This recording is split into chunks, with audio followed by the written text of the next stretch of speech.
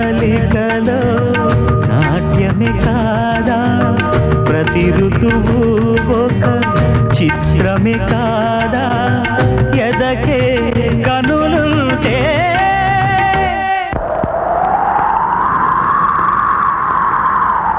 రేవేళ